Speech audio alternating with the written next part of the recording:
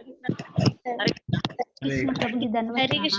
हरे कृष्ण प्रभु जी धन्यवाद प्रणाम। तो आप सब लोगों का स्वागत है भक्ति शास्त्री क्लास में। हम लोग स्टडी कर रहे हैं 11वां अध्याय, और इस 11वें अध्याय में शायद हम लोगों ने श्लोक नंबर 31-32 तक कर लिया था। आई थिंक 31 तक कर लिया था, राइट? 36 तक।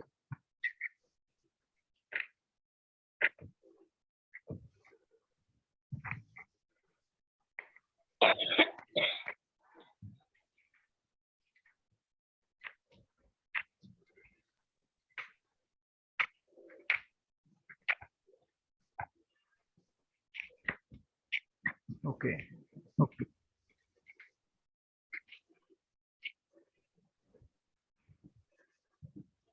तो हमने 31 तक किया था, सॉरी 32nd श्लोक भी किया था हम लोगों ने, कि 31 किया था। 32 तक किया था प्रभु जी, और 33 आपने कहा था चिंतन करने के लिए। ओके, आप चिंतन करके बताइए कि 32 तक हुआ है। हाँ बरोबर। Okay okay. श्री भगवान उवाच कालोऽस्मि लोकक्षयकृत् प्रवृद्धो लोकान् समाहर्तुम् इह प्रवृत्त व्रतेऽपि त्वां न भविष्यन्ति सर्वे ये अवस्थिता प्रति अनेकेषु योधा। भगवान ने कहा, समस्त जगत को विनष्ट करने वाला काल मैं हूँ, और मैं यहाँ समस्त लोगों का विनाश करने के लिए आया हूँ। तुम्हारे पांडवों के सिवा दोनों पक्षों के सारे योद्धा मारे जाएंगे। राइट।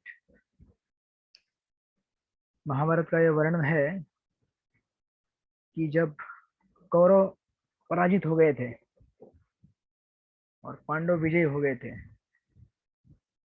लेकिन अंत में बचे केवल 10 लोग। तो वर्णन इस तरह आता है कि 17वें दिन में कर्ण की मृत्यु हो गई थी, फिर शाल्य को कमांडर बना गया था 18वें दिन में, और उनको खत्म किया था युधिष्ठिर महाराज ने। फिर उसके बाद शकुनि भी मारे गए सहदेव के द्वारा। उसके बाद दुर्योधन भाग गए, और आपने देखा होगा महाभारत के चलचित्र जो चल रहा था पहले, अभी भी चल रहा था, मतलब अभी रिसेंटली भी पब्लिश हुआ है नया वर्जन। एक तालाब में जाके छुप जाते हैं वो, राइट। फिर वहां से भीम उनको निकाल के फिर मारते हैं। इसके बाद जब ये युद्ध समाप्त हो गया, मतलब अभी मेजोरिटी ऑफ द कौरव मारे गए, तो कहते हैं कि पांडव युद्ध जीतने के बाद, ट्रेडिशनली क्या होता था कि युद्ध भूमि पे ही सोते थे वो लोग। जब युद्ध जीता जाता था, युद्ध जीतने के बाद वो जो रात होती थी वहीं पे गुजारी जाती थी युद्ध भूमि में। तो महाभारत वर्णन करता है कि सारे पांडव उस दिन जब युद्ध समाप्त हुआ, सब दुर्योधन मारा गया और सारे कौरव मारे गए, तो अपने बचे हुए सैनिकों के साथ वही युद्ध भूमि में विश्राम कर रहे थे। तो उस समय भागवत के प्रथम स्कंद में वर्णन आता है ये अश्वत्थामा, उन्होंने क्या किया, जो जितने भी सैनिक वहां पे सोए थे उस युद्ध भूमि के कैंप में, जाके सबको, जो निद्रा में थे उनको सबको मार डाला, और साथ में द्रौपदी के जो 5 पुत्र थे उन्हें भी मारा। इस तरह से न केवल पांडवों के कौरवों के साइड में, बल्कि पांडवों के साइड में भी सब समाप्त हो गए।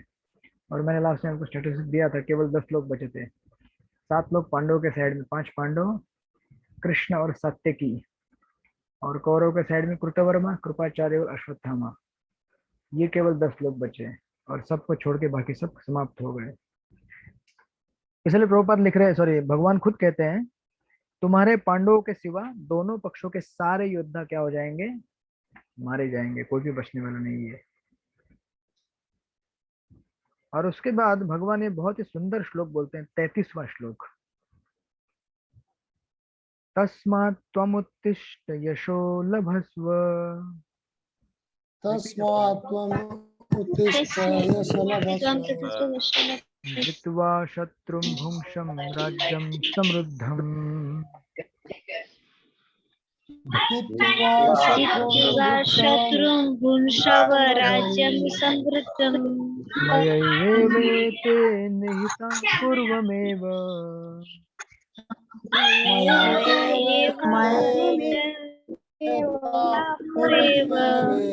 निमित्त मात्रम भव सव्यसाचिन्। निमित्तमात्रं भव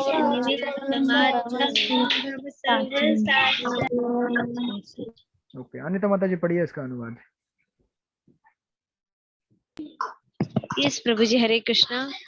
अथ उठो, हाँ, अथ उठो, लड़ने के लिए तैयार हो और यश अर्जित करो, अपने शत्रुओं को जीतकर संपन्न राज का भोग करो।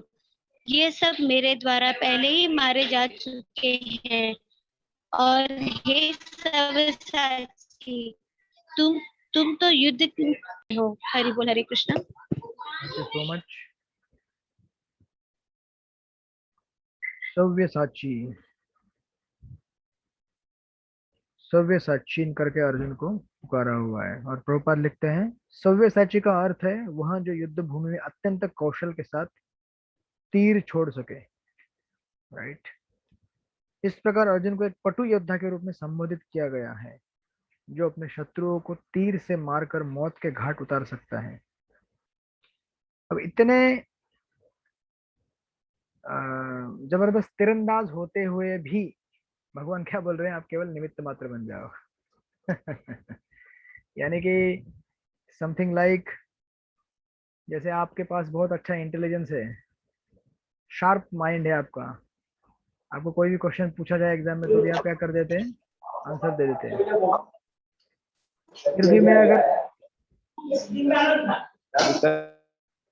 फिर भी अगर मैं आपको, सब भक्तों से निवेदन है कि कृपया अपना माइक म्यूट करके रखें। मैं जानता हूं आप लोग बहुत ही तीरंदाज हैं, बहुत बड़े गेंदबाज हैं, और क्या बोलते हैं उसको, अच्छे बैट्समैन है, लेकिन अभी बैटिंग मत कीजिए, आपका समय आएगा तो आपको माइक जरूर थमा दिया जाएगा आपके हाथ में। तो भगवान कहते हैं कि इतना, जस्ट लाइक मैं एग्जांपल दे रहा था आपको कि आप इतने एक्सपर्ट होने के बाद भी अगर मैं बोलूंगा कोई बात नहीं, जैसे एग्जाम में आ जाओ, केवल निमित्त बन जाओ, पास कर दूंगा मैं आपको, तो आपका इंसल्ट हो जाएगा ना। नहीं होगा इंसल्ट? आप में से बहुत बड़े बड़े महारथी योद्धा रहेंगे जो प्रभु जी एग्जाम तो ऐसे दे देंगे, हमको तो सब आता है प्रभु जी, शार्प माइंड है हमारा। बोले ठीक है, निमित्त बन जाओ, हो जाएगा सब आपका काम। लेकिन हमारी इज्जत उतार रहे क्या? दीजिए आपको कैसे क्वेश्चन देने, टफ से टफ, फिर भी हम लोग एकदम टॉप करके दिखाएंगे, राइट। ऑफ कोर्स मैं आप लोगों को यहाँ पे कोई क्वेश्चन नहीं दूंगा, बट जस्ट टू से ऐसा बोलना मतलब ये इंसल्टिंग होता है। तो भगवान यहाँ पे एक तरह से कह रहे हैं कि सव्यसाचिन, तुम एकदम जबरदस्त एक्सपर्ट हो लड़ाई करने में, लेकिन साथ में बोले कि तुम निमित्त बन जाओ, सब काम कर दूंगा मैं तुम्हारा, डोंट वरी, राइट। और अर्जुन को इसमें से कुछ भी नहीं चमक रहा है। क्यों नहीं चमक रहा है? भगवान क्या सव्यसाची बोल रहे हैं और क्या निमित्त मात्र बोल रहे हैं? क्योंकि उनको क्या छाया हुआ है, भय छाया हुआ है काल रूप की वजह से। क्योंकि भगवान को जब पूछते हैं अर्जुन के तुम कौन हो, तो भगवान खुद क्या बोल रहे हैं, मैं काल हूँ। जब आप अगर मंदिर जाएंगे, राधा गिरधर के पास अगर दर्शन लेंगे जाएंगे, भगवान को पूछेंगे भगवान आप कौन है, भगवान मैं काल हूँ, सब कुछ तेरे से हरने के लिए आया हूँ, दे दे मुझे सब कुछ तेरे घर में जो भी है, तेरे बच्चे, तेरे पति, तेरी बीवी, तेरा संपत्ति, तेरा सब कुछ पैसा, सब कुछ छीनने के लिए आया हूँ। और एक्चुअली भगवान छीनने के लिए आए हैं। नहीं, ये सरला स्वरूप माता जी छीनने के लिए आए कि नहीं आए भगवान? है आपका जो भी बैंक बैलेंस, प्रॉपर्टी, पैसा, हाँ बोलिए बोलिए बोलिए। हरे कृष्ण। छीनते भी है, देते भी है, छीन भी लेते हैं, देते भी है। भगवान भगवान ही छीनते हैं, भगवान ही देते हैं, और छीनते भी है अपने पास मतलब ले आने के लिए। अच्छा। Okay okay okay, yes, thank you so much. भगवान छीनते भी है और भगवान देते भी है, यस। लेकिन भगवान कब, इतना तो पक्का है कि भगवान छीन के लेके जाएंगे, दिस इज गारंटीड। लेकिन कब देंगे ये पता नहीं है हमको। कृष्णा के बारे में अद्भुत चीज है, सारे जितने भी देवी देवता हैं वो सब क्या है, बाध्य हैं देने के लिए। अगर आप उनकी पूजा करेंगे, एक विशिष्ट प्रकार से यज्ञ करेंगे, मतलब basically it is something like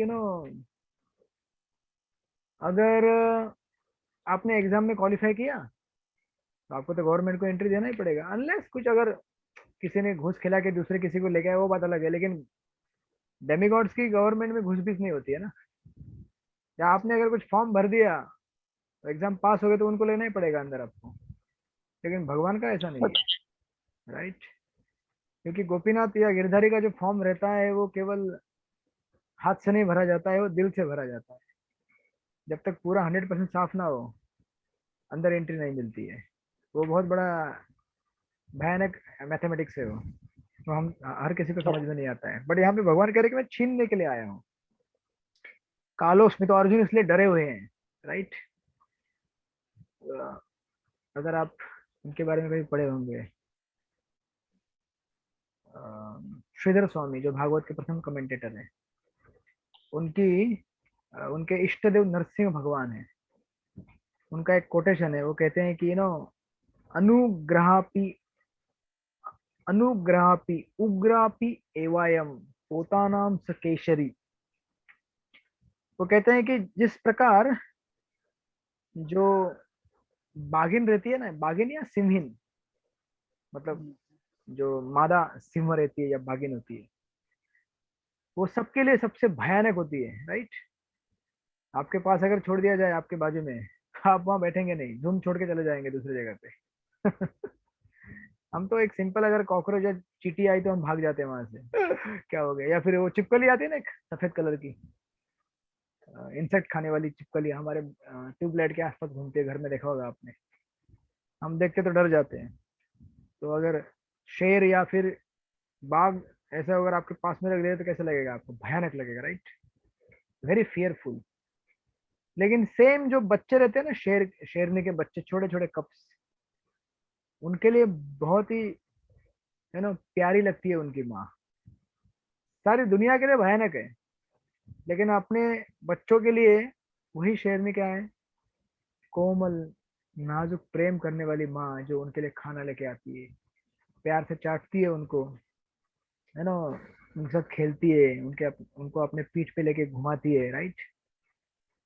similarly Shridhar Swami कहते हैं कि ये काल रूप जो है ना, वो अभक्तों के लिए बहुत भयानक है, लेकिन भगवान के भक्तों के लिए कतई भयानक नहीं। जैसे प्रहलाद महाराज के लिए, जब प्रहलाद नरसिंह भगवान जब एकदम भयानक गुस्से में थे, कितने सारे देवताओं ने उनको पैसिफाई करने की कोशिश किया। स्वयं लक्ष्मी देवी आई, ब्रह्मा जी आए, कोई उन्हें शांत नहीं कर पाया, क्योंकि वो इतने गुस्से में थे कि मेरे भक्त के खिलाफ इतनी बड़ी साजिश, मेरे भक्त का इतना बड़ा अपराध। इसीलिए वैष्णव अपराध बहुत गंभीर होता है, हमें सदैव याद रखना चाहिए। जब वो भक्त स्वयं, मतलब एक तो ये है कि आप खुद उस भक्त से जाके माफी मांगिए, राइट। हम किसी भी का भी अगर जब अपराध करते हैं भक्त का, भगवान भी उससे हमें नहीं बचा सकते, कोई नहीं बचा पाया एक्चुअली, राइट। लेकिन जब वही भक्त उसके चरणों में जाकर हम गिर जाते हैं कि भगवान माफ कर दो इस भक्त को। भक्त तो कभी सोचता नहीं कि उसका अपराध हुआ है किसी से, लेकिन फिर भी भक्त बोल देता है कि चलो भगवान, आपने अगर आप ऐसा सोच रहे हैं कि उसने मेरा अपराध कर दिए, आप उसे माफ कर दिए, क्षमा कर दीजिए। तब फिर भगवान शांत हो जाते हैं। वही प्रहलाद महाराज, मतलब नरसिंह भगवान, जो किसी से शांत नहीं हो पाए, लेकिन जब प्रहलाद उनके पास गए, तुरंत क्या हो गए, वो एक शेरनी के जैसे हो गए। जैसे शेरनी अपने बच्चे को चाटती है या फिर उसके उसके सर पे हाथ रखती है, तो भगवान नरसिंह ने अपना वरद हस्त उनके ऊपर रख दिया कि मत भय करो मुझसे, तुम मेरे लिए क्या हो, सबसे प्रिय हो, राइट। उसी तरह से काल रूप अभक्तों के लिए बहुत भयानक है, क्योंकि काल रूप क्या करता है, सब कुछ छीन लेता है ना, और किसी को भी पसंद नहीं है हमसे हमारी चीजें छीनी जाए। आप में से किसी को भी अच्छा नहीं लगेगा आपका यौवन, आपका सुंदर रूप, आपकी संपत्ति, आपका घर, आपका सब कुछ छीन लिया जाए। बट इवेंचुअली यही होने वाला है हमारे साथ, in due course of time. और वो छीनने वाले कौन है, वही है जिनकी आप रोज पूजा कर रहे हैं। जरा सोच के पूजा कर लीजिए उनकी, ठीक है ना। ये सत्य भामा माता करता की। प्रभु जी, करता धर्ता तो वही है। यस, लेकिन मैं जो आपको अच्छा करें, जो yes, तो भी वही yes, करते हैं। आपको उसको छोड़ साक्षात्कार हो के चुका कहाँ है, जाएंगे। आपको साक्षात्कार हो चुका है, लेकिन हम में से बहुत सारे लोगों को अभी तक साक्षात्कार नहीं है कि जिनकी हम पूजा अर्चना कर रहे हैं वही हमारे लिए काल रूप बन के कल आने वाला है। Just think about that. Hare Krishna Prabhu. Yes, पंचतत्व प्रिय प्रभु। तो ये हम ये भी सोच सकते हैं ना कि हमारी जो भी अशाश्वत आसक्ति है उसको भगवान छीन रहे हैं, क्योंकि वो हमको शाश्वत प्रेम और शाश्वत दाम देना चाहते हैं। यस, आज हमें ये अच्छा लग रहा है सुनने के लिए क्योंकि सैद्धांतिक पॉइंट है, लेकिन वास्तविक जब आपसे छीना जाएगा, मुझसे छीना जाएगा, उस समय हमारी परीक्षा होगी। सिद्धांत सुनने के लिए हम सबको अच्छे लगते हैं और आज मुझे भी अच्छे लग रहे हैं और मुझे बोलने में भी बहुत आनंद आ रहा है, आपको भी सुनने में आनंद आ रहा है। बट हमारी असली परीक्षा तब होगी जब हमसे काल रूप में भगवान मिलेंगे, तो जरूर उनसे एक दिन मिलना होगा, पेड़ के पीछे, झरने के बाजू में। कोई कुछ बहुत नहीं ही कर सकता प्रभु। यस, कोई कोई कुछ कुछ नहीं नहीं कर कर सकता। माता जी को पूरा साक्षात्कार हो चुका है। छीन लो जब गिरधारी, जो जो लेना है लेके जाओ। राइट, लेकिन हम में से बहुत सारे लोग अभी भी सोच रहे हैं भगवान धीरे धीरे लेना, एक साथ मत लेके जाना। और ऑफ कोर्स हरि हमेशा बोल। हमेशा भगवान उतना ही हमको परीक्षा लेंगे, उतना ही टेस्ट करेंगे जितना हमारा कैपेसिटी है। That's also another kindness of भगवान। तो भगवान हमसे धीरे धीरे छीनेंगे, एक साथ नहीं छीनेंगे, क्योंकि जानते हैं कि धीरे धीरे एक साथ नहीं छोड़ सकता है ये, वो भी भगवान की कृपा है। But the fact of life is कि मैं कहना चाहता था कि यू नो जिस प्रकार प्रहलाद महाराज को भय नहीं हुआ नरसिंह भगवान से, उसी प्रकार हम सबको भी भय नहीं होना चाहिए अगर वो काल रूप के सामने भी हमारे खड़े हो जाए। तो उसके लिए प्रिपरेशन करना है, ये पूरा लाइफ उसी के लिए प्रिपरेशन है। आज जितना भी आप साधना कर रहे हैं, जितना भी जप कर रहे हैं, भागवतम पढ़ रहे हैं, गीता पढ़ रहे हैं, ये सब एक प्रिपरेशन के लिए है कि एक दिन जब भगवान मेरे सामने उस रूप में खड़े हो जाएंगे ना, तो भी मैं उनको गले मिल सकता हूँ। आ जाओ भगवान, आपको मैं गले मिलने के लिए रेडी हूँ। राइट, क्योंकि ये भयानक रूप है। राइट, लेकिन इसी भयानक रूप के बीच में भी भगवान क्या कर रहे हैं, हमको आशा दे रहे हैं। क्या आशा दे रहे हैं? भगवान कहते हैं अर्जुन तुम एक्सपर्ट हो, तो यहाँ पे कहने के लिए बोलेंगे पंचतत्व प्रिया प्रभु, या फिर प्रसिद्ध नारायण प्रभु, या तरला स्वरूप माता जी, या अनिता माता जी, या फिर भानुसुता देवी माता जी, या फिर अनुराधा माता जी, या whoever is here, उनके नाम से गिरधारी पुकारेंगे तुम बहुत एक्सपर्ट हो, मैं जानता हूँ, तुम अपना घर बहुत अच्छी तरह चला रहे हो, नौकरी अच्छा कर रहे हो, बहुत समझदार हो तुम, लेकिन जस्ट एक बार मेरा निमित्त बन के देखो, जो मैं काम तुमको दूंगा ना, ये मत सोचो कि ये बहुत कठिन काम है, कर नहीं सकता हूँ, या ये करने से मेरा नुकसान होगा, या मुझे काम करने में पसंद नहीं है, या ये करने से सचमुच सक्सेस मिलेगा नहीं मिलेगा कुछ समझ में नहीं आ रहा है। तो भगवान आपको एश्योरेंस दे रहे हैं कि डोंट वरी, तुम सिर्फ मेरा हाथ पकड़ो और एक काम करो, सक्सेस गारंटीड मैं दूंगा। अब देखिए, सक्सेस की भी दो डेफिनेशन है, इवेंचुअली वो हम उस पॉइंट पे आएंगे। सक्सेस एक हमारे हिसाब से होता है और सक्सेस एक भगवान के हिसाब से होता है। समझ रहे हैं आप लोग, मुझे बोलने की कोशिश कर रहा हूँ। हम लोग सक्सेस मतलब रिजल्ट मतलब, यस, हम लोग सक्सेस या फिर रिजल्ट मतलब हम लोग मेटेरियली अगर कुछ चीज मैनिफेस्ट होती है तो हम उसको सक्सेस मानते हैं, लेकिन स्पिरिचुअल सक्सेस का फॉर्मूला टोटली अलग है। इसलिए गीता के दूसरे अध्याय के 40वें श्लोक में आपने पढ़ा होगा, स्वल्पोमपि असु धर्मस्य त्रायते महतो भयात्, कि ये जो सक्सेस है वो अलग सक्सेस है और हम जो सोचते हैं वो अलग सक्सेस होता है। That's why there is a clash between Krishna and us. इसलिए भगवान और हमारे बीच में हमेशा भिड़ंत क्यों होती है, हम क्यों झगड़ते हैं भगवान के साथ? क्योंकि हम लोग समझते ही नहीं कि एक्चुअली सक्सेस क्या है। हम सोचते हैं कि मैंने मंदिर बनाने की कोशिश की लेकिन मंदिर बनाए नहीं। आपको आपके इधर मंदिर बन चुका है, राधा गिरधारी का बहुत ही सुंदर भव्य मंदिर है। कुछ सालों पहले मैं सोचता था, मेरे में आता था कि मंदिर बहुत छोटा सा है, भक्तों की इच्छा रहेगी कब मंदिर बने, है ना? आप लोग की भी इच्छा होती होगी ना इतने साल से, राइट? आप लोग तो फाउंडिंग मेंबर है सब लोग, तो जब मंदिर निर्माण हुआ तो आप लोग कितना अच्छा लगा होगा, वाह Krishna you really gave us success, thank you Girdhari ji. But भगवान क्या सोच रहे हैं, अरे अभी मूर्ख बेवकूफ, ये सक्सेस नहीं, ये तो सक्सेस है लेकिन सक्सेस इसके परे है। मंदिर बन चुका है लेकिन तेरे अंदर मंदिर बन चुका है क्या तेरे हृदय में? जब मंदिर तेरे हृदय के अंदर भी बनेगा ना, I will consider that to be the, of course it's not different, आज जो मंदिर बना हुआ है वो मंदिर और आपके हृदय का मंदिर अभिन्न है, लेकिन वास्तविक मंदिर का निर्माण हमारे हृदय के अंदर होना चाहिए। यानी कि मेरे कहने का अर्थ है कि अगर स्थान हमने भगवान को अपने हृदय में दिया तो मंदिर बन गया आपके हृदय में। लेकिन हमें से बहुत सारे लोग सोचते हैं कि चलो मैं बुक डिस्ट्रीब्यूशन में गया तो आज मैंने 5 बुक बांटी, यस हरि बोल, I am successful, Krishna is so merciful, thank you Prabhupada, thank you Krishna, सब भक्तों को धन्यवाद देंगे। और किसी दिन जाएंगे तो कुछ बुक डिस्ट्रीब्यूशन होगा ही नहीं, 0 बुक डिस्ट्रीब्यूशन। फिर देखिए क्या होता है, कृष्णा आप नहीं है एक्चुअली, या फिर आप है लेकिन मेरे लिए नहीं है, या आप है लेकिन मुझसे प्रेम नहीं करते हैं। ये भक्त कुछ काम के नहीं, मंदिर कुछ काम का नहीं है। Why there is no success for me. लेकिन आप लोग ये नहीं समझे कि सक्सेस का फॉर्मूला क्या होता है। इसलिए मैंने आपको एक्सरसाइज दिया था इस श्लोक के ऊपर कि आप लोग जरा चिंतन कीजिए कि श्लोक का अर्थ क्या है। तो आप लोगों ने किया कुछ चिंतन? किया कुछ चिंतन? यस गायत्री माता जी, आपने क्या चिंतन किया इसके ऊपर? Did you? यस। नहीं प्रभु जी, नहीं किया, सॉरी। ओके, कोई बात नहीं। यस अनुराधा माता जी, आप मुझे भी अभी भी मुझे आपका वो मिष्टान दही क्या बोलते हैं उसको, बंगाल अभी बहुत सुर्खियों में है।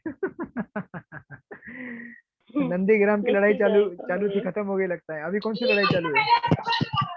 दीदी बहुत फेमस हो गई है प्रभु जी। अच्छा, कोलकाता में चालू है अभी? अच्छा, अभी कोलकाता का बैटल चालू है। इतिहास में हमने सुने थे, मुझे एक ही इतिहास लड़ाई आती है। यहाँ पे एक महाराष्ट्र में पावनखिंड बाजी प्रभु देशपांडे, उनकी एक लड़ाई है। और राणा प्रताप के नॉर्थ में बैटल ऑफ हल्दीघाटी बहुत फेमस है। तो आज के जो भी न्यूज़पेपर या फिर जो भी न्यूज चलते हैं, बुलेटिन, उसमें चलते रहता है नंदीग्राम की लड़ाई, समथिंग लाइक, इतना बहुत बड़ा ऐतिहासिक, आपको ऐतिहासिक लड़ाई है। यस अनुराधा माता जी, आपने क्या सोचा? नहीं। अच्छा, यही सोचा? हरे कृष्ण प्रभु। कोई बात नहीं। यस अनिता माता जी, आपने क्या सोचा इस श्लोक के बारे में? लेक्चर बोले। हाँ प्रभु जी, मैंने ये श्लोक से मैंने ये सोचा कि एवरीथिंग इज प्लान। सिर्फ हमको वहाँ पे रखा गया है कि आपके हाथ से, आपके द्वारा ये परफॉर्म होगा। एवरीथिंग इज प्लान, कुछ ऐसा नहीं कुछ नया हो रहा है, सब कुछ प्लान करके रख चुके हैं। तो हम कभी कभी सोचते हैं कि हमने किया, तो that is very wrong. It was already plan. That's it. Okay, that is also one. Hare Krishna Prabhu ji. हाँ यस माता जी। एक बात में इसमें मुझे एक बात याद आई थी कि मैं ना 96 में पहली बार मायापुर गई थी। तो तब मैं कुछ भी नहीं जानती थी मायापुर में। तो जब मैं पहली बार प्रभुपाद जी को भी नहीं जानती थी, लेकिन उनका जब विग्रह गई थी ना ऊपर देखने के लिए उनसे, तो मैं ना क्यूरियोसिटी में ऐसे झांकी थी और इतना जोर से मेरे को धक्का लगा था यहाँ पे। तो अभी जब मैं मंदिर आती हूँ और थोड़ा डिवोटी बनने की कोशिश कर रही हूँ, तो वही लगता है कि उस दिन क्या ये मुझे याद आया था। वो ये जब मैं श्लोक पढ़ी और मीनिंग जब, तो यही याद आया। जोर का झटका धीरे से लगे। और अभी तक झटका लगता ही जा रहा है। Yes, nice realisation. Yes, thank you. Yes, और कोई बोलना चाहेंगे कुछ? भक्तगण और कोई कुछ बोलना चाहेंगे? हरे कृष्णा। Yes, हरे कृष्णा, मैं बोल सकती हूँ? यस माता जी, जरूर हाँ। बोल सकते हैं। हरे कृष्णा। इससे ये समझ में आता है कि जैसे बोलते हैं ना, मैन प्रोपोजेस गॉड डिस्पोजेस। अंतिम निर्णय भगवान के ऊपर है कि मतलब और हम उनकी शरण लेंगे तो जरूर हमको सक्सेस मिलेगा। जैसे अभी अर्जुन को कह रहे हैं कि वध कर। एक्चुअली वध करना मतलब हत्या होता है, लेकिन भगवान कह रहे हैं तो वो वध करेंगे तो हमको हत्या का नहीं लगेगा। ऐसा समझ में आता है। Thank you. Hare Krishna. Nice. आप लोगों के सारे, सब लोगों के आंसर अच्छे आंसर मिल रहे हैं। Yes, Panch Tattva Priya bro, you want to say something? Hare Krishna Prabhu ji. Yes Prabhu ji. यहाँ पे मतलब भगवान का जो स्वभाव है अपने भक्तों के प्रति, के करते सब कुछ भगवान है, लेकिन वो अपने भक्तों को यश देना चाहते हैं। जैसे ये सात भगवान है जिसको भगवान ही सर्जन करते हैं, और जब उनकी इच्छा होती है तो वही उसका विनाश कर देते हैं। लेकिन बीच में अच्छे कार्य के लिए निमित्त अपने भक्तों को बनाते हैं। तो ये श्लोक से हमें ये सीखना चाहिए कि भगवान ने सब कुछ कर दिया। जैसे आपने बताया कि भगवान ने ऑलरेडी मंदिर बना दिया था, राधा गिरधारी मंदिर फॉर एग्जाम्पल। करेक्ट। लेकिन वो यश जो है वो भगवान ने अपने भक्तों को दिया। जिन भक्तों ने मिलकर पूरा ये मंदिर खड़ा किया, या कोई भी मंदिर हो, टीओवीपी हो, राधा गोपीनाथ मंदिर हो, यश भगवान अपने भक्तों को देना चाहते हैं और हमें उस यश को लेना आना चाहिए। That is success of our life. Thank you रोजी। जैसे कि प्रभुपाद ने जो इस्कॉन एस्टेब्लिश किया ना, तो इस्कॉन को स्थापित करने वाले कौन थे मालूम है? हिप्पी लोग। मतलब आज के तारीख में हम बोलेंगे अरे वो उन लोगों ने मंदिर खड़ा किया जो लोग दारू पीते थे, गांजा पीते थे, यहाँ वहाँ घूमते, उन लोगों ने मंदिर खड़ा कर दिया। तो कहते हैं कि प्रभु जी, यस जो प्रभुपाद जी थे ना, हिप्पी को बनाने वाले भक्त तो प्रभुपाद जी ने उनको बनाए ना प्रभु। लेकिन प्रभुपाद ने कंट्रीब्यूशन और असिस्टेंट लिया इन लोगों का। और ऐसा क्यों कहा जाता है? ये भी प्रभुपाद को ग्लोरीफाई करने के लिए कहा जाता है। ऐसा कि अगर समझो कल को अगर उस जमाने में येल और हार्वर्ड और ऑक्सफोर्ड यहाँ से पढ़े लिखे लोग आगे अगर प्रभुपाद को हेल्प करते तो आज नाम किसको जाता? ऑक्सफोर्ड को नाम जाता। अरे ऑक्सफोर्ड ने इस्कॉन खड़ा कर दिया, ऑक्सफोर्ड के लोगों ने या फिर आईआईटी के लोगों ने इस्कॉन खड़ा कर दिया, राइट। लेकिन भगवान को श्रेय किसको देना था? प्रभुपाद को देना था। इसलिए उन्होंने ऐसे लोगों से काम करवाया जिन लोगों को कुछ एक्सपर्टीज नहीं थी, कुछ स्किल नहीं था, right. Okay, thank you so much आप लोगों के कंट्रीब्यूशन के लिए। धन्यवाद, आप लोगों ने अच्छा सुना और समझा। Just to add few more points, जैसे श्लोक में कह रहे हैं निमित्त मात्र, भगवान कह रहे हैं कि आप क्या हो जाओ? केवल निमित्त बन जाओ, राइट। अभी देखिए प्रभुपाद क्या कहते हैं इस परपोर्ट में। निमित्त मात्रम, केवल कारण मात्र, यह शब्द भी अत्यंत महत्वपूर्ण है। संसार भगवान की इच्छानुसार गतिमान है। अल्पज्ञ पुरुष सोचते हैं कि यह प्रकृति बिना किसी योजना के गतिशील है और सारी सृष्टि आकस्मिक है।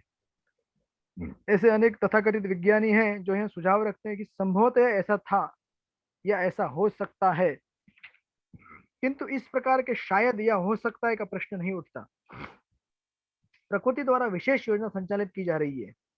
यह योजना क्या है? यह विराट जगत बद्ध जीवों के लिए भगवान के धाम वापस जाने के लिए सुअवसर है। अभी देखिए बहुत ही ब्रिलियंट पॉइंट प्रभुपाद यहाँ पे एस्टैब्लिश करेंगे। अगर आप वो पॉइंट समझे तो आपको कभी भी जीवन में फ्रस्ट्रेशन नहीं आएगा, खास करके तब जब आपको ऐसी सेवाएं करनी पड़ती है जो बहुत ही कठिन है। जब तक उनकी प्रवृत्ति प्रकृति के ऊपर प्रभुत्व स्थापित करने की रहती है तब तक वे बद्ध रहते हैं, किंतु जो कोई भी परमेश्वर की इस योजना को समझ लेता है और कृष्ण भावनामृत का अनुसरण करता है वह परम बुद्धिमान बन जाता है। क्या लिखा है प्रभुपाद ने ऊपर? यह विराट जगत बद्ध जीवों के लिए भगवान के धाम वापस जाने के लिए सुअवसर है, राइट। ये आज बॉम्बे में जो भक्ति शास्त्री कोर्स चालू है हम लोगों का, ये किसके लिए है? इसी पर्पज के लिए। किस पर्पज के लिए? बद्ध जीवों के लिए भगवत धाम वापस जाने के लिए सुअवसर है।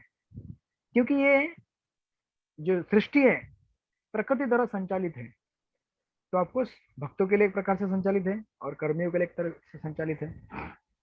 भक्तों के लिए जब संचालित हो रही है तो उसको भगवान का हाथ है। तो दैवी प्रकृति हमारे लिए योजना कर रही है, राइट। हम सबके लिए दैवी प्रकृति यानी कि राधा रानी अरेंजमेंट कर रही है, क्योंकि राधा रानी क्या है? भगवान की प्रमुख सेविका है। तो उन सेविका के आश्रय में हम सब भक्तगण क्या कर रहे हैं? अब फिर उसके अंदर भी प्रभुपाद जैसे राधा रानी के प्रिय भक्त हैं और उनके भी जो भक्त हैं, जैसे प्रभुपाद के बहुत सारे सीनियर डिसाइपल्स हैं, फिर उसके अंदर भी बहुत सारे सीनियर वैष्णव हैं और उसके साथ हम लोग क्या है? जुड़े हुए हैं। तो हम सबको या तो देखिए जगत में दो प्रकार की प्रकृतियां चल रही हैं। एक तो माया की प्रकृति चल रही है, दूसरी दैवी प्रकृति राधा रानी की प्रकृति चल रही है। भक्तों के लिए राधा रानी काम कर रही है और अभक्तों के लिए दुर्गा देवी काम कर रही है। दोनों वही है, क्योंकि कुछ भक्त जो हैं वो सुनने से समझ जाते हैं तो काम करना चालू कर देते हैं, और कुछ जो भक्त हैं लेकिन अभी अभक्त के रूप में जैसे कर्मी लोग, वो ऐसे मानते नहीं। तो फिर उनको क्या है? राधा रानी क्या कर रही है? अपना दूसरा रूप दिखा रही है। जैसे होती है ना माँ, कई बार आपको लड्डू हाथ में लेके खिलाएगी, खा बेटा खा, और कई बार क्या करेगी, लाठी लेके पीटेगी। दोनों दोनों ही रूप में क्या है, राधा रानी ही है। लेकिन जिसको जो रूप चाहिए वो स्वीकार कर रहे हैं। जिसको मार खाना है, त्रिशूल त्रिताप, आध्यात्मिक आदि दैविक आदि भौतिक, खाते रहो मार, फिर मार खा खा के सुधर जाएगा। प्रभुपाद कहते हैं हिंदी लेक्चर में, माया का काम भी वही है, खूब पीटो, पीट पीट के इतना पीटो कि बाद में वो बोले नहीं नहीं बस करो, अभी मत पीटो, अभी बोलो मुझे क्या करना है। फिर वो सरेंडर करेगा भगवान को, राइट। जूता चप्पल से पीटो, प्रभुपाद कहते हैं हिंदी लेक्चर में।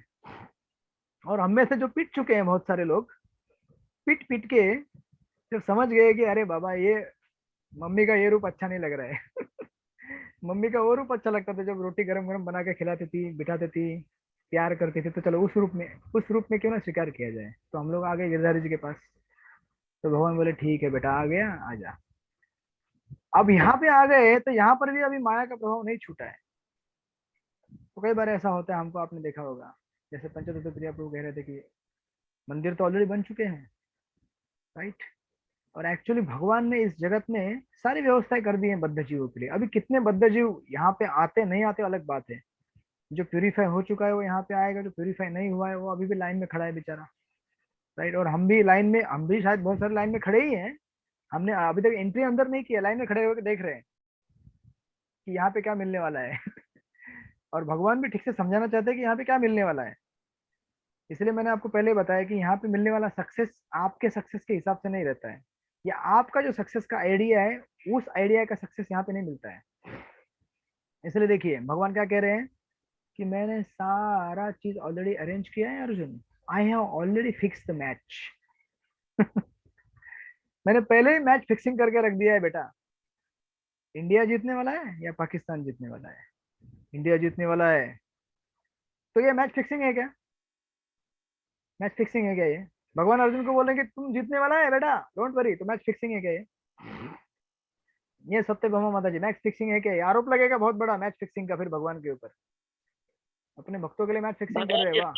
हाँ सकते हैं प्रभु जी, क्या? भगवान जिसको चाहे उसको जिता सकते हैं। हरे कृष्णा, भगवान किसी को भी जिता सकते हैं, उनके अंदर शक्ति है, वो किसी को भी जिता सकते हैं। Yes, thank you so much. आप तो बहुत साक्षात्कारी हो चुके हैं, आपका टिकट पक्का लग रहा है मेरे को। जिनको भगवत धाम जाना है, माता जी का पल्लू पकड़ के रखिएगा, राइट। प्रभुपाद कहते थे ना, मेरी धोती पकड़ के रखिएगा। Yes, thank you. भगवान जिसको जिताना उसी को जिता सकते हैं, राइट। तो आप दूसरी बात क्या है यहाँ पे देखिए, सॉरी आज मैं थोड़ा लेट जा रहा हूँ क्योंकि ये इस चैप्टर के सबसे इंपॉर्टेंट श्लोक हैं, ये 2 श्लोक, इसलिए थोड़ा ढीले ढीले जा रहा हूँ, होले होले। आप लोग चिंता मत कीजिए कि प्रभु जी आज गाड़ी आगे क्यों नहीं बढ़ रही है, लेकिन यही गाड़ी आगे बढ़ रही है। आप अगर समझेंगे आप बोलेंगे गाड़ी आगे नहीं बढ़ रही, लेकिन इसी को गाड़ी आगे बढ़ना कहते हैं, अगर आप समझेंगे इस श्लोकों का अनुवाद तात्पर्य ठीक से। तो यहाँ पे एक्चुअली फिक्सिंग क्या हो रहा है? फिक्सिंग मैच का नहीं हो रहा है, फिक्सिंग हो रहा है आपकी चेतना का। अभी मैं पॉइंट पे आ रहा हूँ, इतना सब घुमा फिरा के कह रहा था। यहाँ पे फिक्स किया जा रहा है आपकी चेतना को, क्योंकि जितनी भी सेवाएं हैं, देखिए आप समझो, आपको अगर किसी को प्रीचिंग करना है, आप किसी को प्रीचिंग कर करके थक गए, अरे ये कितना प्रीचिंग करूं यार, ये मेरा पड़ोसी है, कितना समझाऊं इसको, समझता ही नहीं, थक गया मैं प्रीचिंग कर करके। होता ना कभी कोई, नहीं होता ऐसा? कब से बोल रहा हूँ 16 राउंड चालू कर, अभी तक 4 माला पे अटका हुआ है, कब समझेगा ये? अभी आपके समझाने से समझने वाला है नहीं भैया वो। लेकिन अगर भगवान मेहरबान हो जाए ना उसके ऊपर, उसके अंदर बैठे हुए परमात्मा के रूप में, जो बड़े से बड़ा प्रचारक नहीं कर सकता ना, भगवान का केवल एक छोटा सा अगर साक्षात्कार उसको अंदर से देना, भगवान चैंटिंग कर दे। सिर्फ थोड़ा सा हल्का सा आवाज चैंटिंग कर दे, बोलेगा अरे बाप रे, अंदर से आवाज आया मेरे अंदर। कोई कमरा है क्या, खोल के देखो। इस कमरे में 2 आसन है, एक भगवान बैठे हैं और दूसरा भगवान का सेवक बैठा है, राइट। दिख नहीं रहा था, अभी दिखना चालू कर दिया। तो जो बड़े से बड़ा प्रचारक नहीं कर सकता, तो भगवान को केवल एक छोटा सा साक्षात्कार देंगे ना, तो तुरंत कर सकते भगवान। बड़े से बड़े भव्य मंदिर हम लोग बनाने की कोशिश करते हैं, ऑलरेडी बन चुके हैं। भक्ति शास्त्री कोर्स ऑलरेडी हो चुका है, सब लोग ऑलरेडी पास हो चुके हैं। सारे क्वेश्चन के आंसर मिल चुके हैं, आप लोग भविष्य में वृंदावन जाने वाले हैं, वो भी लिख के रखा हुआ है। मायापुर जाने वाले, वो भी दिख रहा है मुझे। आपके आप में से बहुत सारे भक्तों के घर में गौर डीटी आने वाली है, ये भी दिख रहा है मेरे को। जिनके घर में ऑलरेडी जगन्नाथ जी है वो तो वर्षिप है ही है, लेकिन गौर यहाँ आएंगे।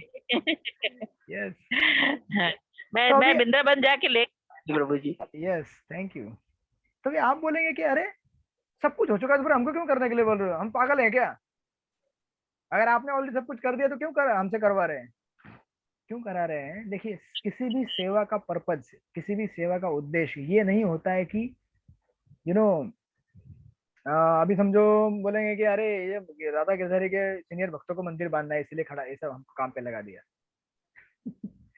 कभी कभी देखते हैं ना हम लोग मंदिर में जाते हैं, ए इधर आ रे इधर आ, कोई भी चलते आदमी को पकड़ ले, चल थोड़ा इधर हेल्प कर थोड़ा, और हेल्प कर मतलब आधे घंटे के लिए एंगेज हो गया उधर, बोलते हैं अरे बाप रे कहाँ फंस गया।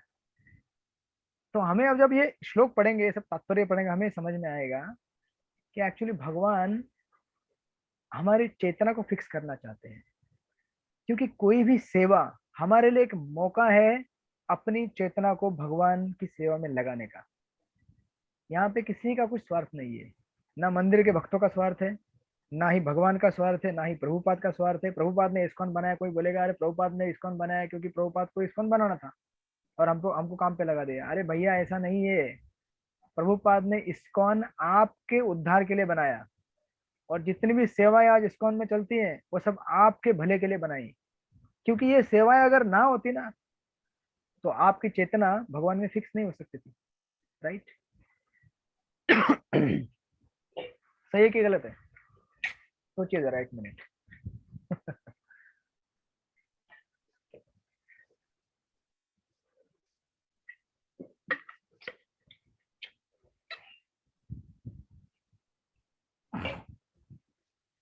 इसीलिए कभी भी अगर सेवा है,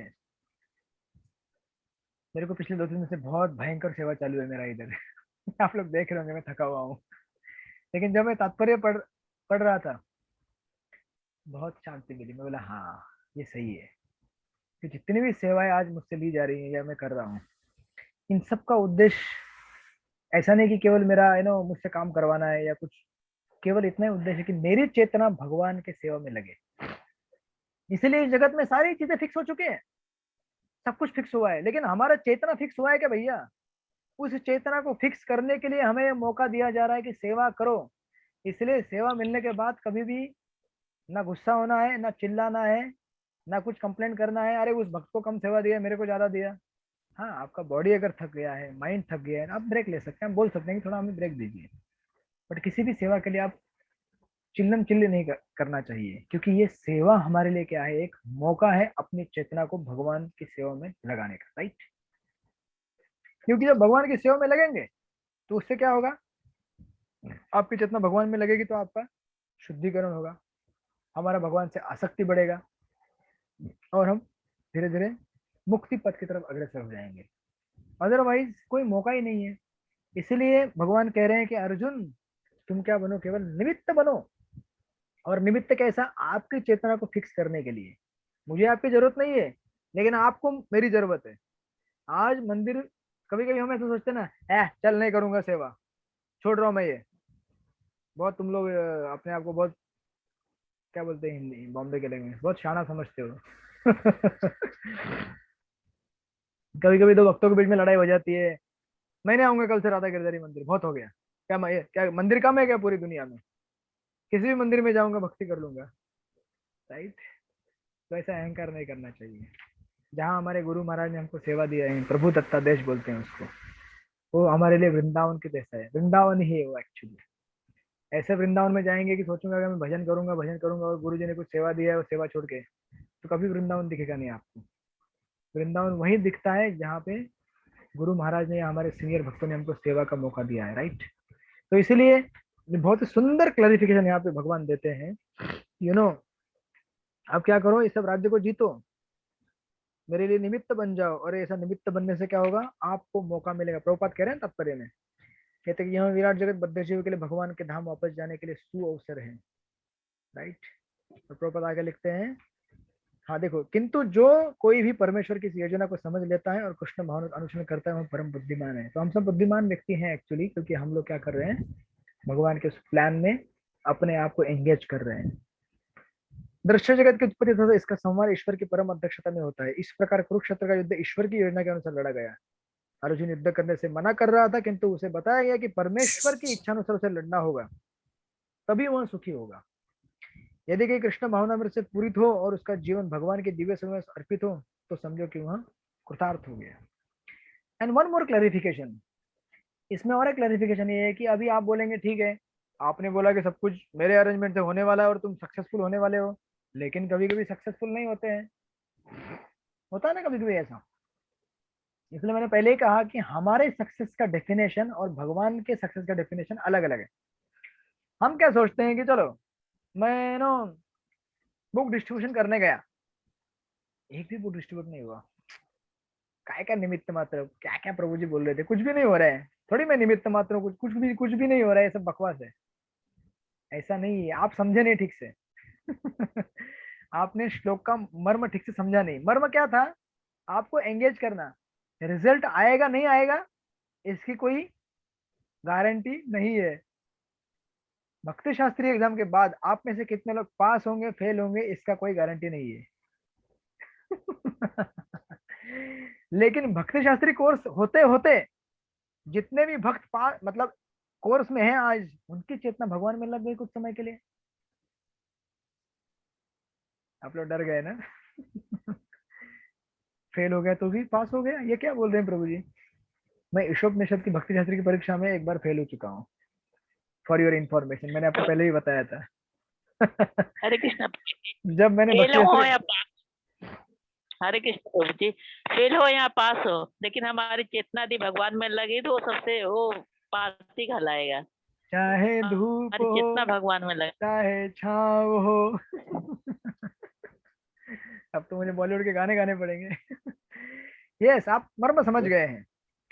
मतलब अफकोर्स मेरे कहने का अर्थ है कि देखिए, मैंने भी अच्छा पढ़ाई किया था, तब मैं स्टूडेंट था आज से 10 साल पहले, फिर भी मैं फेल हो गया। मैं सोचा मैं कैसे फेल हो गया यार, क्योंकि पासिंग इतना हार्डकोर था, 65% पासिंग, मतलब अभी हमको तो आदत 35% भी पास होने का। तो मैं उसके हिसाब से पढ़ाई करके गया, लेकिन मैं 35% कुछ तो मिल गया मुझे, 45-50 मिला था, लेकिन मैं फेल हो गया। मैं सोचा मैं पास हो गया, लेकिन वो बोले फेल हो गया आप तो। लेकिन बाद में इतने सालों के बाद जब मैं देखता हूँ रिफ्लेक्ट करके कि मैं फेल हो गया, लेकिन अरे यार उसकी वजह से मुझे कितना अच्छा मौका मिला उस बुक को डबल स्टडी करने का। आज इसीलिए आज भी मुझे श्री ईशोपनिषद के पर्पोर्ट्स इतने अच्छी तरह याद है और इतने इंस्पायर करते हैं आज भी मुझे वो बुक, क्योंकि मुझे 2 बार पढ़ने का मौका मिला। शायद भगवान मुझे 2 बार पढ़वाना चाहते थे, तुझे फेल करके रहूंगा तभी पढ़ेगा तू, नहीं तो नहीं पढ़ेगा। इसीलिए सक्सेस फॉर्मूला हमारे हिसाब से अलग है और भगवान के हिसाब से अलग है। भगवान हमें क्या करना चाहते हैं, सेवा में एंगेज करना चाहते हैं। उस सेवा का भौतिक परिणाम, मटेरियल रिजल्ट, हो सकता है बिल्डिंग खड़ा हो जाए मंदिर का या ना हो, लेकिन आपके लिए मौका मिला ना मंदिर बनाने का आपके हृदय में। आज देखिए, पिछले कितने महीने से मैं प्लानिंग कर रहा था गवर्नमेंट आइडेंटिटी लाने का हमारे यहाँ के चौपाटी के बैच के लिए, 1 साल से। पिछले साल प्लानिंग किया, लॉकडाउन लग गया, पूरे साल भर में सोचे रहा हूँ केवल गवर्नमेंट कैसे लेके आऊंगा। तो 1 साल मुझे मौका मिला भगवान के बारे में सोचने का। अभी मेरे बाजू में खड़े भगवान, अभी आए हैं, लेकिन अभी उनका वेलकमिंग कैसे कराऊं, यही सोचते बैठा हूँ दिन भर। यहाँ पे एक विग्रह है, वहां पे 3-4 विग्रह है, यहाँ पे बड़े बड़े विग्रह बैठे हुए हैं 7-8। सोच रहा हूँ कंटिन्यूसली कि इनका कैसे वेलकमिंग करूँ। अभी कोरोना का लॉकडाउन लग गया है, घर में तो प्लानिंग कर रहा हूँ। तो मेरे लिए क्या है ये। मौका है। इस तरह से अगर हम सोचेंगे, क्योंकि देखिए सक्सेस, क्योंकि देखिए आप जब आज बोल रहे हैं कि भगवान बोलते हैं कि आपको सक्सेस मिलेगा, लेकिन हो सकता है कि आपको सक्सेस, समझो आज ऐसा होता है ना, कई बार नहीं होता है, आप तो बोर हो गए कि मेरे साथ है, are you there all with me. हरे सब लोग हैं कृष्णा यहाँ पे। हरे कृष्णा कृष्ण कृष्ण हरे हरे कृष्णा हरे, हरे हरे कृष्णा राम हरे हरे हरे राम राम राम हरे हरे राम हरे। राम हरे हरे। आप बोलेंगे प्रभु जी ने आज एक श्लोक में ही पूरा क्लास खत्म कर दिया, तो मतलब हमारा सक्सेस हुआ है फेल हुआ। क्योंकि हमारा सक्सेस क्या होता है, सब श्लोक खत्म करो प्रभु जी, सिलेबस जल्दी जल्दी खत्म करो तो हमारा सक्सेस हुआ। राइट। लेकिन ये सरला स्वरूप माता जी बोलिए। हरे, हाँ प्रभु जी एक प्रश्न है, पूछूं? हरे कृष्ण प्रभु जी, एक प्रश्न। यस यस, पूछिए पूछिए।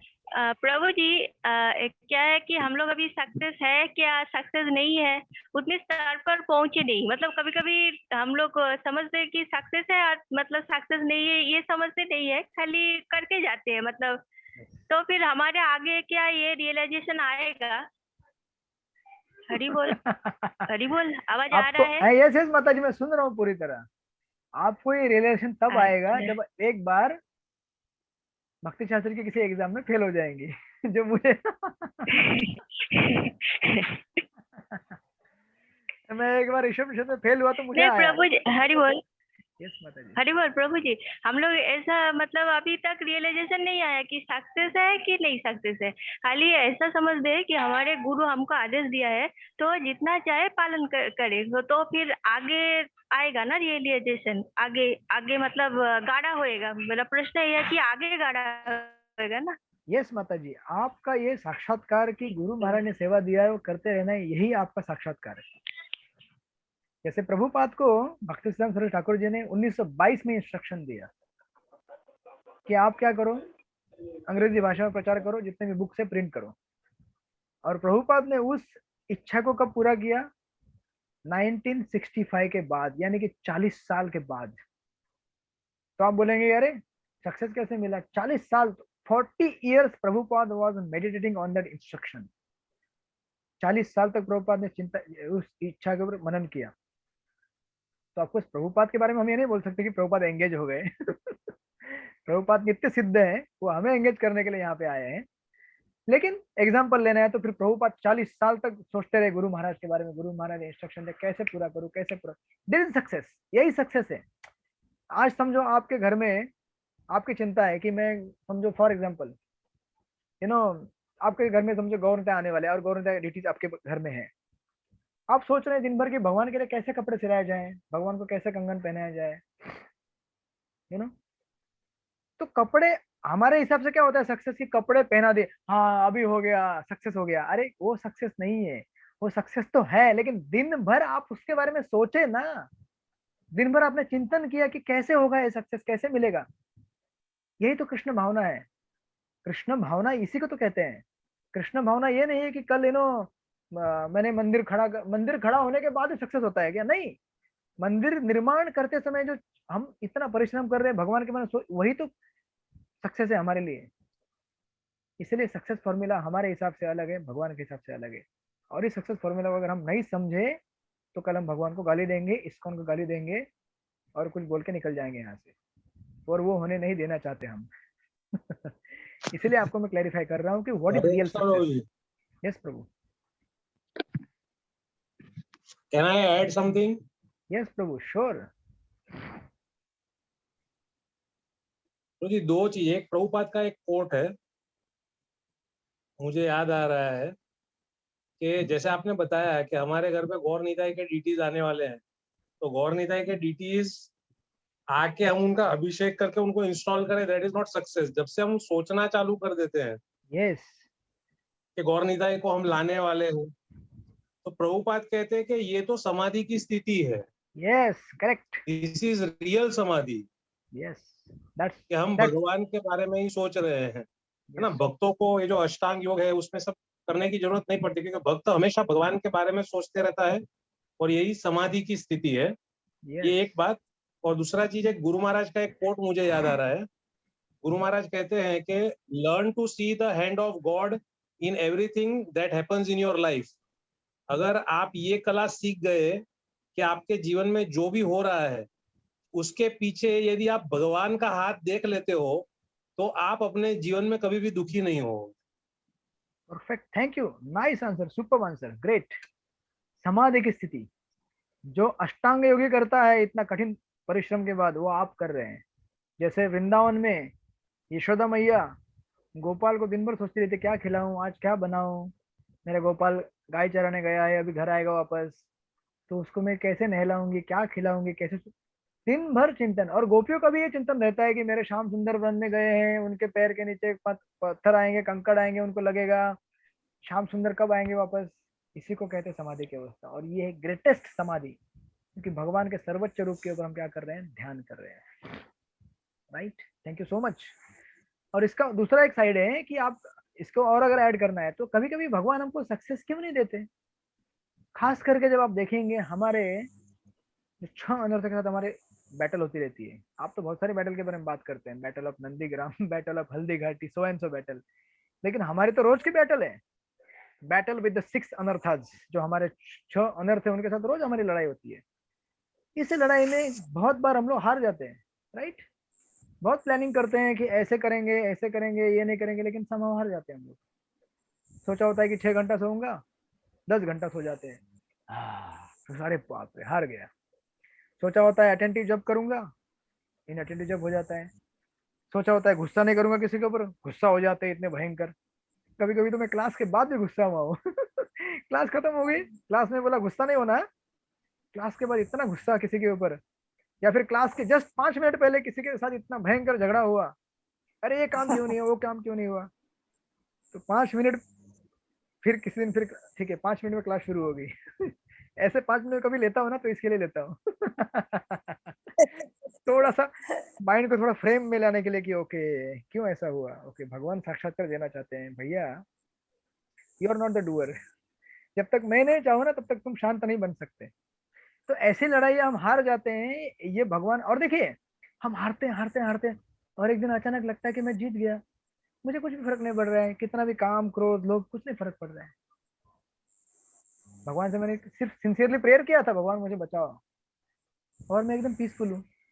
और बाकी जो हम बहुत सारा प्लानिंग करते हैं, ये टाइम टेबल, ये प्लानिंग, वो प्लानिंग, ये नहीं करूंगा वो नहीं करूंगा, हार जाते हैं।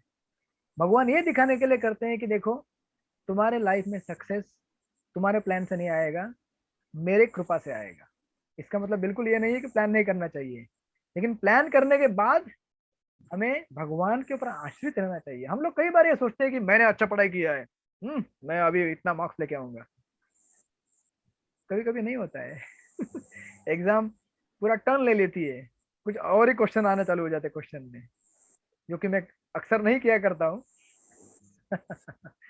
लेकिन भगवान की इच्छा हो तो कर दूंगा इस बार। तो आप बोलेंगे अरे बाप रे जो था वो आया ही नहीं, अब तो वही आया जो अभी, फिर वो लिखने के लिए फिर अंदर से प्रेरणा चाहिए भगवान से। जो परपट में कभी पढ़ा था जिंदगी में वो याद आना चाहिए, और याद दिलाने के लिए मत्त स्मृति ज्ञान भगवान ही है, राइट। इसीलिए भी भगवान कभी कभी हमें सक्सेस कंटिन्यूसली नहीं देते, इसलिए नहीं देते कि हमें गर्व हो जाएगा, हमें अहंकार आएगा और हमें लगेगा मैं ही करता हूँ। इस चीज को समझाने के लिए भगवान ये सब चीजें करते हैं। इसलिए सक्सेस का जो डेफिनेशन है, हमें कभी भी जो आज का सक्सेस का डेफिनेशन मतलब है कॉलेज में गया, पढ़ाई किया, नौकरी लग गया, ऐसा थोड़ी होता है। ये कोई कॉलेज थोड़ी है, हमारा कॉलेज है लेकिन ये अलग कॉलेज है।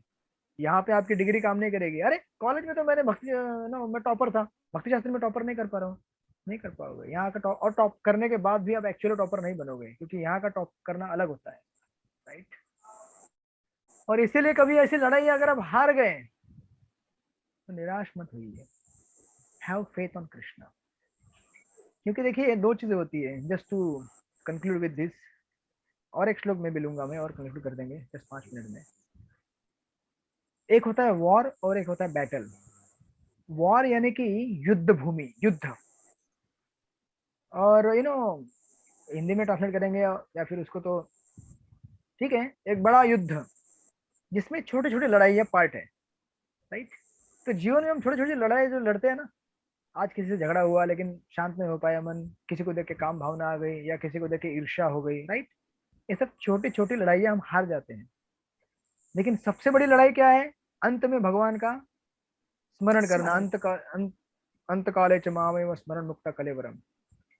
हमें इस चीज से निराश नहीं होना चाहिए कि हम छोटी छोटी लड़ाइयाँ हार रहे हैं। इसलिए हमारा जो फाइटिंग स्पिरिट है वो छोड़ना नहीं चाहिए। हमें देखना चाहिए कि ये बहुत बड़ा युद्ध है भैया, छोटा युद्ध नहीं है ये, और ये लंबे समय तक चलेगा। छोटी छोटी लड़ाइयाँ अब कभी हारेंगे कभी जीतेंगे। इसलिए कहते हैं ना, जटायु, अगर रामायण में आप देखेंगे जटायु ने रावण से युद्ध लड़ाई हार गया, छोटा सा लड़ाई था ना रावण के साथ, लेकिन युद्ध जीत गया ना वो। ही was defeated in the battle but he was victorious in the war. war किसके साथ? war against the माया।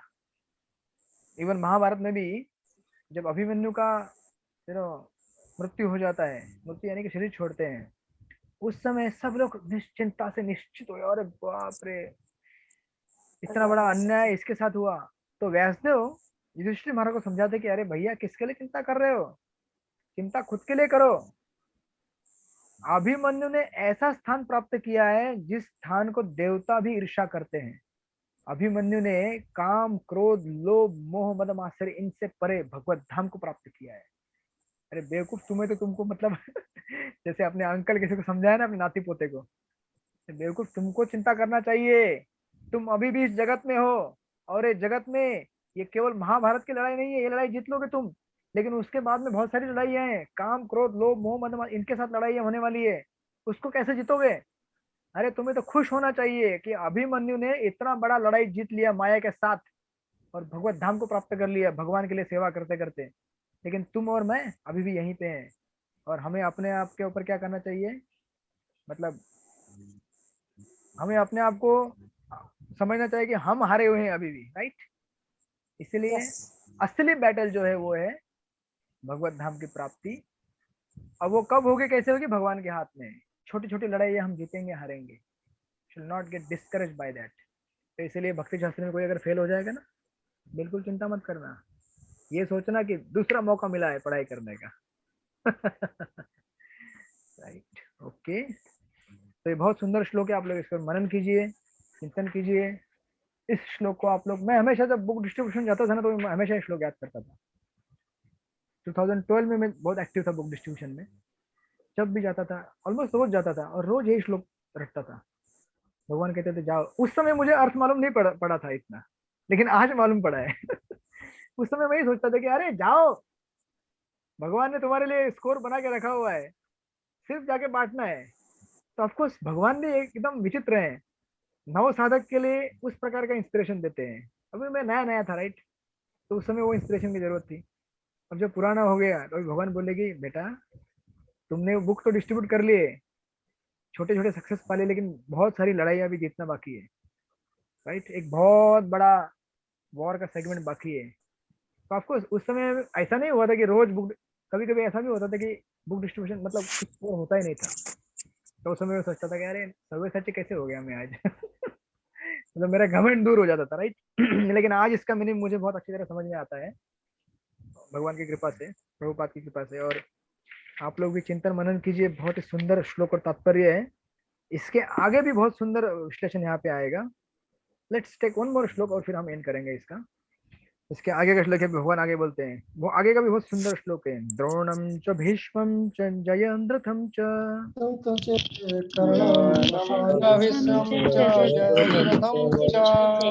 कर्णं तथान्यापि योधवीरान्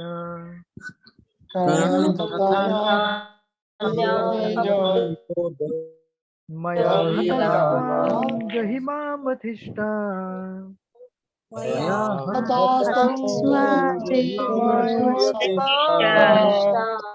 युद्धस्वजेतासि रणे सपत्नान्।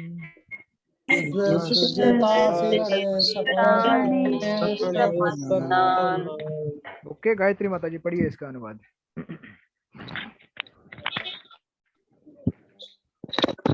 Hare Krishna, thank you. Translation by His Divine Grace A.C. Bhaktivedanta Swami Srila Prabhupada की जय। द्रोण, भीष्म, जयरथ, कर्ण तथा अन्य महान योद्धा पहले ही मेरे द्वारा मारे जा चुके हैं, अतः तुम उनका वध करो और तनिक भी विचलित न हो। तुम केवल युद्ध करो, युद्ध में तुम अपने शत्रुओं को परास्त करोगे। Thank you Prabhu. Thank you so much. इस श्लोक में भी बहुत एक गहरा मीनिंग छुपा हुआ है, खास करके the word with the Jayadratha. Jayadratha इसीलिए क्योंकि क्योंकि देखो कौरव के साइड से जब दुर्योधन ने अपनी सेना नायकों का जो वर्णन किया तो जयद्रथ का वर्णन नहीं किया, क्योंकि जयद्रथ इतने बड़े बलशाली योद्धा नहीं थे बाकी उनकी तुलना में। और सिमिलरली जब अर्जुन ने जब विश्वरूप देखा तब विश्वरूप में जयद्रथ का भी वर्णन मैंने नहीं बताया, मतलब उन्होंने वर्णन नहीं दिया, राइट। नाउ अभी इंटरेस्टिंग चीज ये आती है इसमें कि जयद्रथ का नाम क्यों लिया। अगर आप महाभारत आगे देखेंगे जयद्रथ का नाम क्यों लिया, क्योंकि जयद्रथ अर्जुन के लिए सबसे फॉर्मिडेबल वॉरियर बनने जा रहा था आगे जाके। आपने महाभारत अगर देखा होगा, सुना होगा, तो जयद्रथ को मारने के लिए अर्जुन प्रतिज्ञा करता है। और राधानाथ महाराज का सुंदर लेक्चर है 1 घंटे का, बहुत जबरदस्त लेक्चर है। मैं उसका लिंक आपको ऑनलाइन तो नहीं है, कॉपी है, मैं उसको पोस्ट करने की कोशिश करूंगा। बढ़िया लेक्चर है, अगर किसी ने सुना होगा कोई तो पता नहीं। जयद्रथ को मारने के लिए अर्जुन ने प्रतिज्ञा की, क्योंकि अभिमन्यु का जब वध हुआ था तो अर्जुन ने शपथ ली कि मैं या तो जयद्रथ को मारूंगा या फिर खुद क्या करूंगा, अग्नि में कूद जाऊंगा, यानी कि सुसाइड कर लूंगा। बस अभी कौरवों को मिल गया पासा, यही तो हम चाहते थे, शाबाश। ऐसा करके कौरव लोग खुश होने लगे। तो उसके दूसरे दिन जब प्रतिज्ञा ली थी, अब भगवान आए वहां पे जयद्रथ को, आपको मतलब अर्जुन और भगवान के बीच में वार्तालाप होता है। भगवान अर्जुन को बहुत डांट फटकार लगाते हैं। भगवान कहते हैं कि एक तो युद्ध भूमि में इतना कठिन प्रसंग आया है हमारे ऊपर, उसके ऊपर से तुम जगह जगह पे ऐसा जोश में आके कुछ भी तुम प्रतिज्ञा कर लेते हो, ये करूंगा नहीं तो मैं मर जाऊंगा। ऐसा कोई होता है क्या अर्जुन? कभी भी आप ऐसा माइंड में इम्पल्स था कि कोई भी ये नहीं करने का, राइट? तो लेकिन भगवान क्या बोलते हैं, कोई बात नहीं, लेकिन मैं फिर भी तुम्हारे लिए कुछ ना कुछ प्लानिंग करूंगा। तब कौरव के साइड से इतना प्लानिंग करते हैं वो कि जयद्रथ को अर्जुन शाम होने तक भी नहीं देख पाएगा, इतनी सेना अर्जुन और जयद्रथ के बीच में खड़ी की जाती है। और स्पेशली द्रोणाचार्य प्लानिंग करते हैं। अब देखिए कितनी बड़ी नौबत आ गई। इसलिए यहाँ पे भगवान क्या कर रहे हैं, कह रहे हैं कि देखो अर्जुन इतना बड़ा भयंकर, और देखिए अब अगर अर्जुन जयद्रथ के पास नहीं पहुंच जाए तो क्या हो जाएगा, अर्जुन खत्म हो गया। अर्जुन खत्म मतलब कौरव सारे हार गए। लेकिन वहां पे फैक्टर क्या है, भगवान का फैक्टर है। और भगवान अर्जुन को आश्वासन देते हैं कि देखो सबसे बड़े से बड़ा फॉर्मिडेबल ही क्यों ना संकट आए, उस संकट से भी मैं तुम्हें पार कराऊंगा अगर तुम मेरे पे विश्वास रखोगे तो। कैसे पार कराऊंगा मैं, दैट इज माई एंजाइटी, वो मेरी चिंता है। वो शायद आपको रिजल्ट देख के मिलेगा या ना देख के मिलेगा, राइट? तो आपको महाभारत में पढ़ेंगे तो दिखा है भगवान ने क्या करते हैं। मतलब ये ऐसा है जैसे समथिंग लाइक अर्जुन यहाँ पे खड़ा है, कहाँ पे, चर्च गेट में खड़ा है, और जयद्रथ कहाँ खड़ा है, विरार में खड़ा है। और द ट्रेन इतने स्लो जा रही है, मेगा ब्लॉक चालू है, मरीन लाइंस पार नहीं किया, गाड़ी रुक गई 2 घंटे के लिए। दादर पहुंचते पहुंचते शाम के 4 बज गए, 6 बजे सूर्यास्त होने वाला है, अब दादर में ही खड़ा है अर्जुन। और भगवान ऐसा अरेंजमेंट करते हैं कि सूरज ढलने के कुछ चंद मिनट पहले ही सुदर्शन चक्र से सूरज को ढक देते हैं, पूरा घनघोर अंधेरा छा जाता है।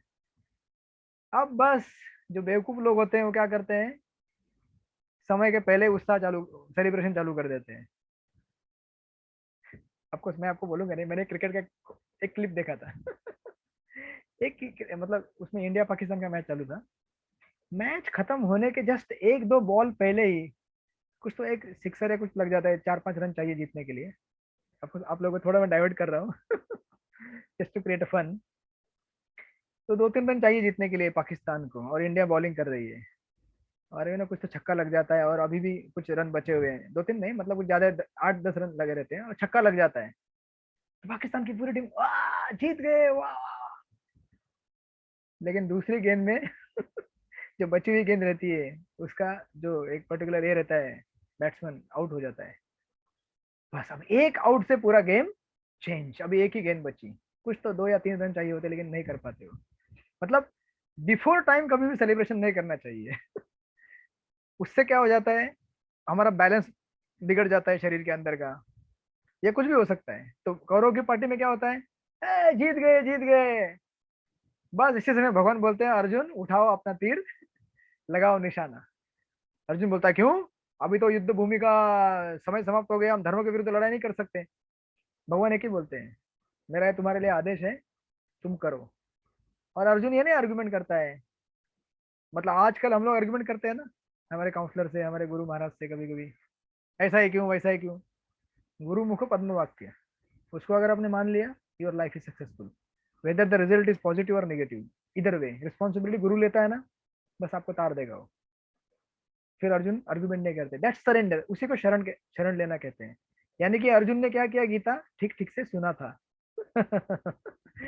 अपने सारे मत को दूर करके उसने तीर छोड़ दिया, और जयद्रथ फिर सूरज तुरंत आ गया। ये केवल भगवान ही कर सकते, क्योंकि भगवान के अधीन सब कुछ है, राइट?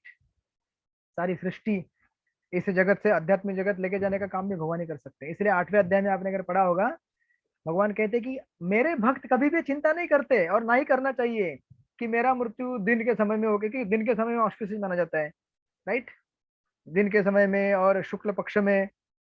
अब हम बोलेंगे कि क्योंकि उस समय अगर हम शरीर छोड़ेंगे तो अच्छा गंतव्य स्थान मिलता है हमें।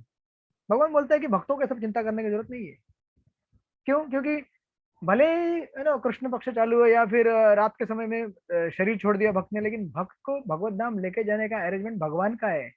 और अगर हम लोग अपने हिसाब से जीने का कोशिश करेंगे ना, ऐसा कैलकुलेट करके मैथमेटिकली, तो कभी पहुंच नहीं पाएंगे। भगवान बोलेंगे वाह बेटा, इतना तूने साल भर जीवन भर जब किया और अभी सोच रहा है कि मृत्यु के समय में ये टाइम फिक्स करूंगा। मेरे ऊपर निर्भर रहना। हम तो अंत के समय तक निर्भर नहीं रहना चाहते भगवान के ऊपर।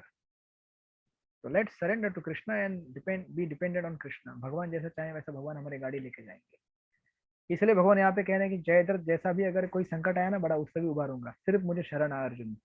अगर मुझे शरण आएगा ना, सब कुछ तेरे हाथ में होगा, राइट। राज्य भी मिलेगा, इस जगत का राज्य भी मिलेगा और उस जगत का राज्य भी मिलेगा। यस, तो थैंक यू सो मच। फिर हम मिलते हैं, लेकिन हमेशा याद रखिए हमारे लिए सक्सेस ये नहीं है कि मतलब मैनिफेस्ट हो फिजिकली। यहाँ पे सक्सेस का डेफिनेशन हमेशा याद रखना चाहिए। सक्सेस बहुत ही सूक्ष्म स्तर पे होता है, आध्यात्मिक स्तर पे होता है। अगर ये सक्सेस हम समझ पाए, हमारा लाइफ सक्सेसफुल है। जय श्रील प्रभुपाद की जय। श्रीमद् भगवद गीता की जय। वांछा वैष्णवेभ्यो नमो नमः। अनंत कोटि वैष्णव वृंद की Hare Krishna Prabhu ji. Yes Prabhu ji. Ravi thank you Prabhu ji, बहुत सुंदर लेक्चर हुआ प्रभु जी। हरे कृष्ण। यस प्रभु जी, भगवान की कृपा प्रभु से जी क्या नहीं हमारे हो सकता। भक्ति यस बोलिए प्रभु जी। यस यस प्रभु जी, हमारे भक्ति शास्त्री के एक स्टूडेंट है, यानी मनोहर बलदेव प्रभु। उनके माता जी अभी वेंटिलेटर पे है, कोविड उनको हुआ है। तो प्रभु जी ने कहा था कि सभी भक्त, यानी प्रभु जी को आप बताइए कि सभी भक्त उनके लिए प्रार्थना करें और राधा गिरिधर से प्रे करें कि उनको अच्छे जल्द से जल्द अच्छा हो जाए। Yes, so let us pray. हम सब लोग भगवान से प्रार्थना करें। हो सके तो एक एक माला सब लोग करें। जरूर जरूर। हमारे बैच में भी एक है भक्ति शास्त्री के, उनको भी ऑफकोर्स पहले उनको कोविड बोला, बाद में निमोनिया डिटेक्ट हुआ, वो भी वेंटिलेटर पे थे। तो let's pray to this devotees by chanting. एक महामंत्र अच्छी तरह चैंट करते हैं। हरे कृष्णा कृष्णा कृष्णा हरे हरे, हरे राम हरे राम हरे हरे।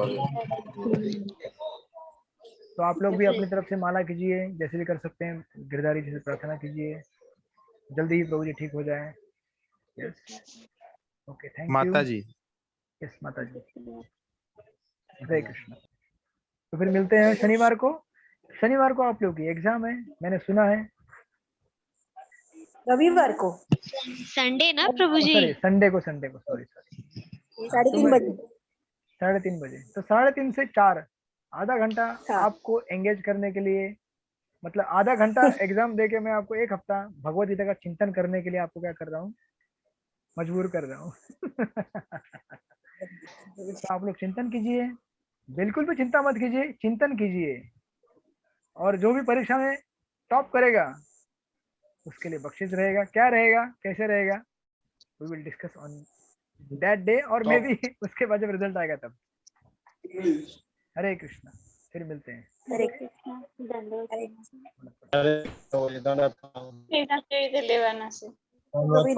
कृष्ण।